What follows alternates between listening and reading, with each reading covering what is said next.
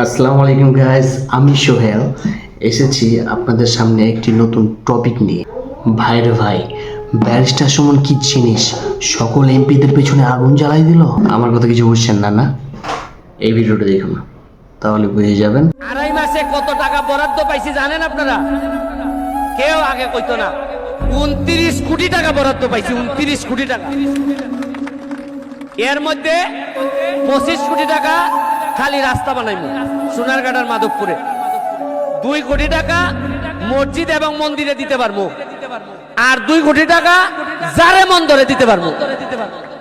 ঈদগাহ, যা মন্দরে, মাঠ, যা ইচ্ছা করতে পারবো।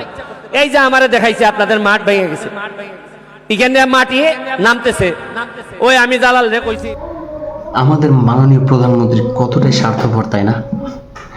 শুধুমাত্র ব্যারিস্টার সুমনকে ভালোবাসেন আর বাকি এমপিগুলোদের অবহেলার চোখে দেখেন। এটা কি সঠিক? না না না, এটা সঠিক না। আমাদের মাননীয় প্রধানমন্ত্রী জননেত্রী শেখ হাসিনা বাংলাদেশকে ভালোবাসেন, নট অনলি ফর সুমন।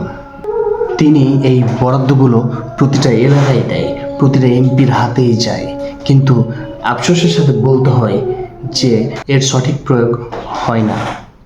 আমাদের বাংলাদেশের প্রতিটা এমপি যদি এই ব্যারিস্টার সুমন সাহেবের মতো হতো, তাহলে আজ বাংলাদেশ এতটা পিছিয়ে থাকতো না।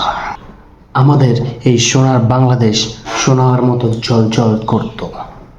আমাদের মাননীয় প্রধানমন্ত্রী শেখ হাসিনা দেশকে উন্নত করার জন্য আপ্রাণ চেষ্টা চালিয়ে যাচ্ছে, বাট দুঃখের সাথে বলতে হয় যাদেরকে এই দায়িত্বগুলো দেওয়া হয়েছে শুধুমাত্র তারাই উন্নত হয়ে যাচ্ছে। আসলে লোভ ভালো ভালো মানুষকে খেয়ে দিচ্ছে, বাট ব্যারিস্টার সুমন সাহেবকে খেতে পারলো না।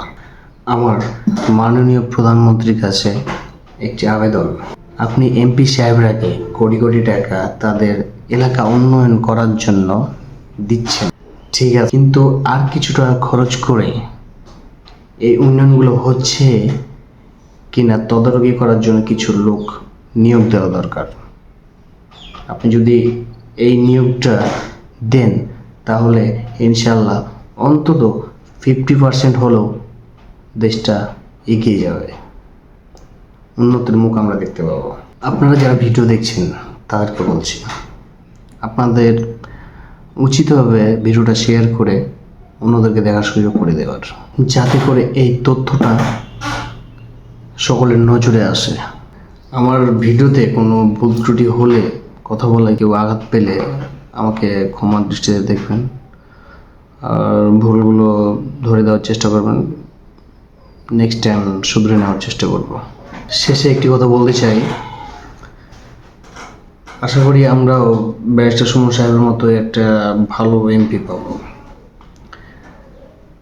এবং ব্যারিস্টার সুমন সাহেবের দীর্ঘায়ু কামনা করে শেষ করছি।